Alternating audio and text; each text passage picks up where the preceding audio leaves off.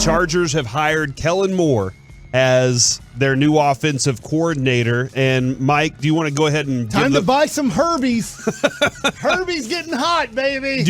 That's where everybody's about to go with this, is that Kellen Moore is about to go put on a cooking show with Justin Herbert and all those weapons over there, Sean. I hope we were right. I hope the whole city was right. He was a bum. He was a scrub. Kellen Moore. Kellen Curl route. And now he's probably in a better situation to succeed with a more talented quarterback for sure. But how about the teams that had the instant interest in him? Yes. Tampa Bay, Chargers, Carolina interviewing. I hope we were right.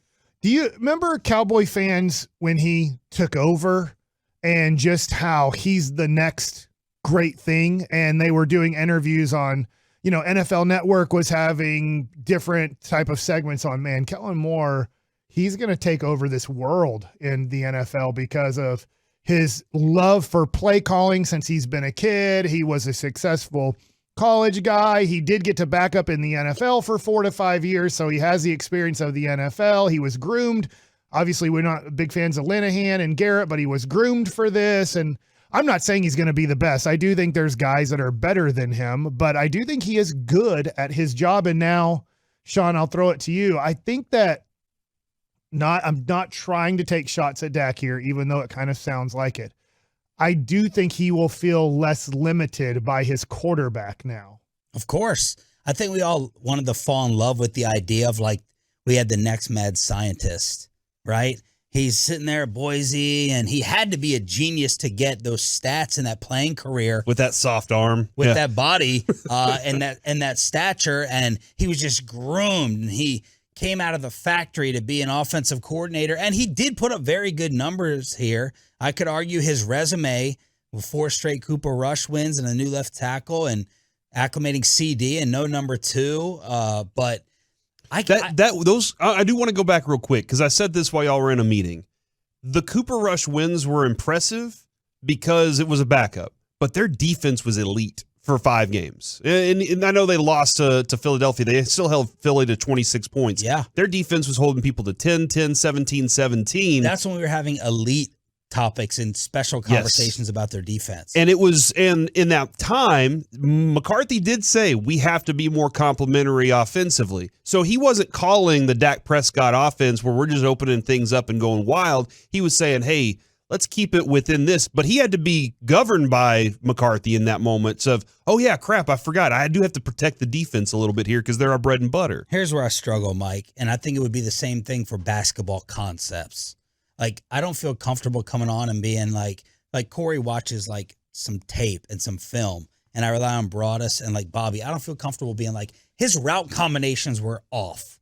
He wasn't having enough people, in terms of a seam and slant patterns. And I don't want to make it sound like I'm simplifying it to Madden. So was Kellen Moore so behind in those X's and O's that he had to go? What are we upset over with the Cowboys offense that they didn't do what? The other thing, to your point, I'm with you, is we don't know. Do you feel like that, by the way, when you're watching basketball, you love basketball so much, you can tell a team's system? Could you look at Rick Carlisle and say his plays or his system is that much different? I can't do that. No, but I guess you can tell tempo and ball movement and movement off the ball. For the Mavs the other night, just for example, Spencer Dinwiddie has gone off since Luka's been out. So you can now say the Mavericks run a system for one player to succeed and only one player to succeed.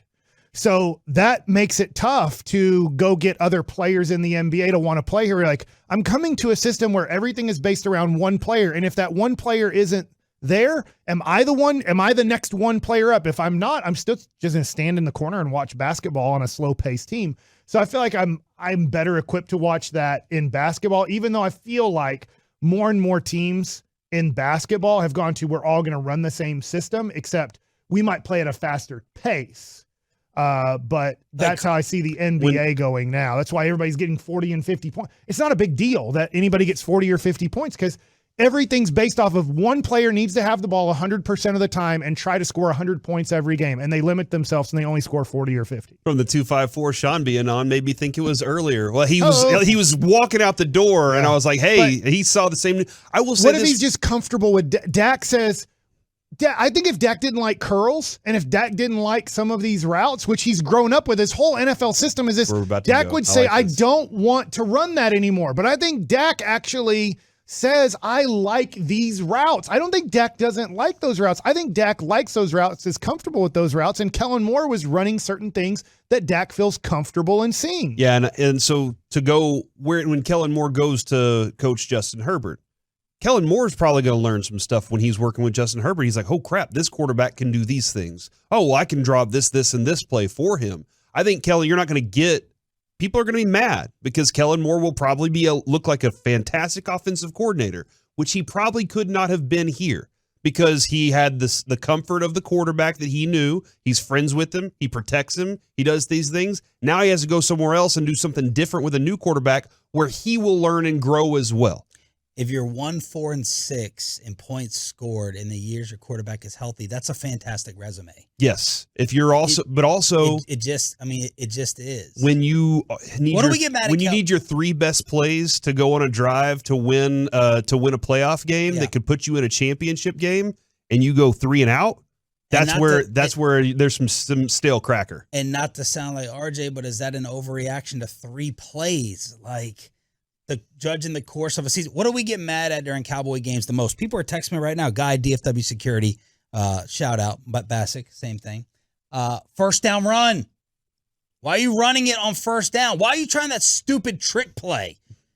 Most of the season you were good at running it on first down. I know, but that feels like that could carry over to anybody. Right. It feels very elementary. Yeah, you know what? Yeah, Kansas City, I watched them. They didn't run the ball well. They're in the Super Bowl. I felt like they were running the ball at times on first down, and they have Patrick Mahomes. If Kellen Moore and them called that Kelsey hook and ladder, Kellen Moore getting murdered around here. Yeah. And they did do that against San Francisco in the home game, right? Yeah. And it didn't work out. They were throwing it to Cedric Wilson, except they threw it over. My bigger concern is not that they got rid of Kellen Moore. Are we sure? Do we all feel like McCarthy is up to this? I don't know. I have a lot of concerns there, but this is where we had the discussion to open. It's either Mike McCarthy or Dak, and it's not Dak. So it feels like it's going to be the next progression, but you should find out if Dak's the guy with the next coach, if he grows into another offense. I texted a couple people that we all know, and I trust their football opinion, who know McCarthy and the Green Bay offense. And I don't even know whether this is applicable, right? It's 6 years ago.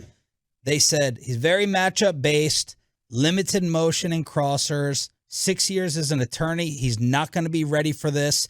It can work with a quarterback who can see the bad calls he puts in, but I don't know if Dak overcomes that like Rodgers. There were times this year where Dak Prescott walked up to the line and got the play call in real quick and then said, okay, I'm going to adjust this way. There were lots of opportunities. Dak had a lot of carte blanche when it came to those, hey, I'm the quarterback of this team. I can change the call that Kellen Moore just called in. So he'll have that freedom as well. But, man, go back and look at those last few years after Green Bay was really good, and then it got very stale in that offense. Like, Mike McCarthy didn't change. He didn't make very many adjustments. He was like, quarterback can handle this. And I don't know if he really locked himself in that barn and said, hey, I am going to implement these other new additions to take advantage of defenses that the NFL's given us. And let me define what we're saying here, because I believe this is the definition of what we're trying to say as the question about Kellen Moore, as a lot of Cowboy fans are happy that he's gone. What if Kellen Moore took you as far as you could ever go with this quarterback? He actually got the most. The Cowboy fan wants Kellen Moore gone because he thinks he's limited you to the least amount of success that you could possibly have with Dak Prescott. What you're trying to say, Sean, which I agree with you, is he might have got the most out of this, and now we're going to find out what the least actually looks like with a limited coach / limited play caller and now limited quarterback, because I think even the Cowboys know that Dak is limited in ways that other great quarterbacks aren't. But then what's the play? Him and McCarthy are on 2-year deals. The quarterback and the head coach on 2-year deals. And I don't know that McCarthy. The Cowboys are going to score points. Like I don't have. They got to win big games. That's the difference now. Games. They're at a point now where you have to. You're the Jerry Jones, like, you've won 12. That's awesome. Now you have to win big games. But I don't know. When Mike's saying that, when he's pointing out that you will find these things out. What if you find out he is wrong? You still have money. You're still pot committed in a lot of ways to this guy. I guess it is the manageable cap situation is after this year, and then maybe the Joneses are playing it perfect. Once again, Sean, I know what you just said, but I told Corey this in the first segment. Jerry Jones not cutthroat. He won't say because you didn't win big games you get fired. As long as McCarthy wins 10 games, he fired Jimmy Johnson because they hated each other. He fired Barry Switzer when he finally went 6-10. Now, I guess you could say he did fire Chan Gailey because they made the playoffs back-to-back years, and the quarterback hated him and other people hated him on the team. He's like, screw it. He's not getting along with any of my players. He fired Dave Campo because he went 5-11 every year. Bill Parcells said, I'm done with this. And he said, thank God, because I never really wanted to hire somebody with this strong of an opinion.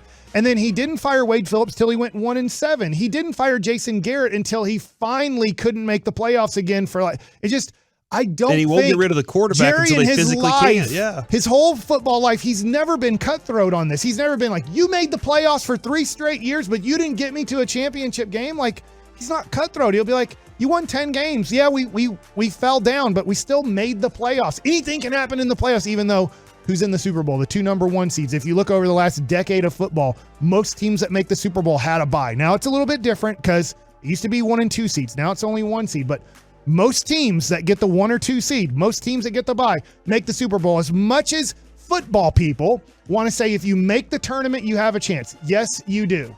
And so does Southwest Texan State University or whatever in the NCAA championship because they made the tournament. But we see throughout the history of the NFL, when you get the bye and when you have home field advantage, it makes it a lot easier to get there and the percentages go up. But I don't like this that Jerry will do something to McCarthy if he makes the playoffs. In the history of Jerry Jones' life, he doesn't do that to people.